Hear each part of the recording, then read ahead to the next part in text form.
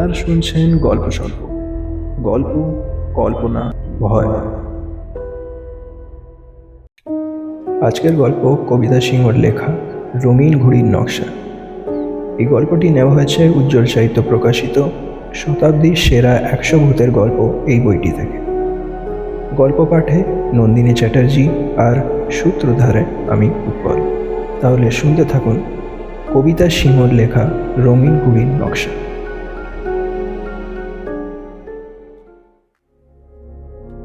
সূর্যরা নতুন বাড়িতে এসেছে। বাড়িটাতে ওরা নতুন এসেছে, কিন্তু বাড়িটা মোটেই নতুন নয়। বাড়িটা পুরনো পাড়ায় এবং বাড়িটা পুরনো মডেলের। পুরনো বাড়িগুলোকে দেখলে বেশ কেমন মানুষ মানুষ মনে হয়। সূর্যের বয়স মাত্র 8। সূর্য ভালো ঘুড়ি ওড়াতে পারে না। ওর একটা ছোট্ট লাটাই আছে, তাতে নানা রঙের মাঞ্জা দেওয়া সুতো জড়ানো। সূর্যের ঘুড়িও আছে, ছোট্ট একটা সিকিতেল সবুজ ঝররা ঘুড়ি। ঘুড়িটা বাবা কিনে দিয়েছে সূর্যকে, কলটলও বেঁধে দিয়েছে। এই ঘুড়িটা সূর্যর জীবনের প্রথম ঘুড়ি। সূর্য নতুন বাড়িতে এসে খুব খুশি, তার কারণ এটা ফ্ল্যাট বাড়ি নয়। বাড়িওয়ালাদের দোতলায় একটু আর তেতলায় অনেকটা ছাদ আছে। সূর্যকে তারা ছাদে যেতে মানা করে না। তাই এখন বিকেলে সূর্য তেতলায় ছাদে ঘুড়ি লাটাই নিয়ে দাঁড়িয়ে ঘুড়ি ওড়াবো ওড়াবো করছে। আকাশ নীল, তো একটা তুলতুলে সাদা মেঘ, আর কত যে ঘুড়ি।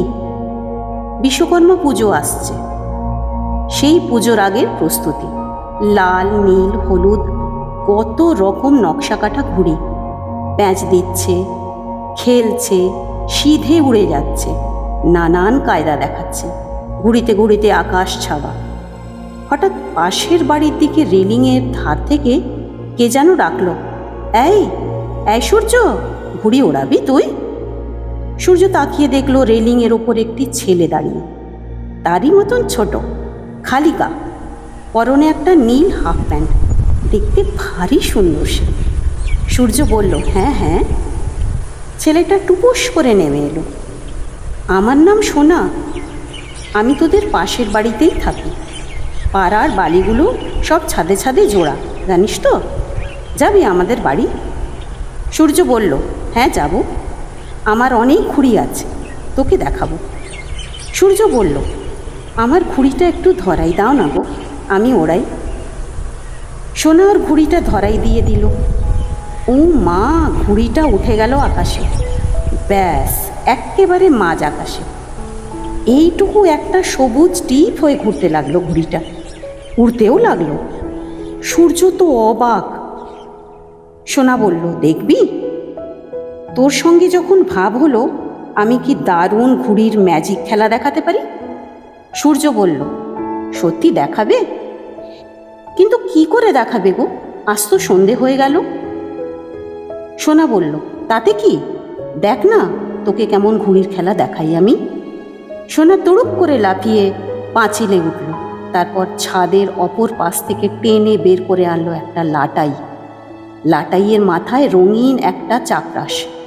সূর্য অবাক হয়ে দেখতে লাগলো, সারা আকাশে অজস্র ঘুড়ি, চাঁদিয়াল, ময়ূরপঙ্খী, ময়ূরপঙ্খী চাঁদিয়াল, খয়লা, পেটকাট্টি, মুখ পোড়া চাকরাস, মোমবাতি, পতাক, চৌবদ্দি, আরও কত কি যে। ঘুড়িগুলো আকাশে কত রকমের খেলা দেখাচ্ছে, কত রকমের নকশা তৈরি করছে, কত রকম থোকা ফুলের গুচ্ছ হয়ে উঠছে। সূর্য ফ্যাল ফ্যাল করে তাকিয়ে রইল, চোখ আর ফেরে না তার। যত রাত ঘন হয়ে উঠছে, ততই যেন ঘুড়ির শোভা বাড়ছে। অমন ঘুড়ির খেলা সূর্য কখনো দেখেনি, স্বপ্নেও দেখেনি সে। হঠাৎ কি হলো, সূর্য তাকিয়ে দেখে আকাশ ভরা সব কটা ঘুড়ি কেটে শেকড়হীন হয়ে হাওয়ায় এদিকে ওদিকে সব ভেসে বেড়াচ্ছে। তখন সূর্য পিছন ফিরে তাকালো, কোথায় সোনা, যে এক হাতে এতগুলো ঘুড়ি ওড়ানোর ম্যাজিক দেখাচ্ছিল। সূর্য তাড়াতাড়ি সেই পাঁচিলটা বেয়ে উঠে যাচ্ছে, উঠে একেবারে পাঁচিলের ওপর উঠে পড়েছে, পড়ে নিচের দিকে তাকিয়েছে। এমনি সময় তাকে দুহাতে টেনে ধরল, কে যেন নামিয়েও আনলো তাকে। সূর্য সদ্ভিদ ফিরল। মা মা তাকে দুহাত দিয়ে টেনে নামিয়ে নিয়ে ঝাঁকুনি দিচ্ছিলেন আর বলছিলেন, কি রে, কি হয়েছে তোর? সন্ধে হয়ে গেল, নিচে যাসনি কেন তুই? সূর্য বলল, মামুনি, সোনা কোথায় গেল গো? মা জিজ্ঞাসা করলেন, সোনা? কে সোনা? সূর্য বলল, সেই যে ওই পাঁচিলের ওপাশে যে আমাকে এতক্ষণ ঘুড়ির খেলা দেখাচ্ছিল মা। বলতে বলতে পাঁচিলের ওপাশের দৃশ্যটা মনে পড়ল সূর্যর। পাঁচিলের ওপাশে তো কোনো ছাদ নেই, কেবল শূন্যস্থান, কালো অন্ধকার, অন্ধ একটা গলি খালি। সূর্যরা ওই বাড়িতে বহু বছর ছিল। বছর তিনেক বাদে সোনার গল্প শুনল সে। আগে সত্যিই দুটো বাড়ি এক ছিল, তখন সোনা ওই বাড়িতেই থাকতো। দারুণ ঘুড়ি ওড়াতো সে। একদিন কাটা ঘুড়ি ধরতে গিয়ে সে ছাদ থেকে পড়ে মারা যায়।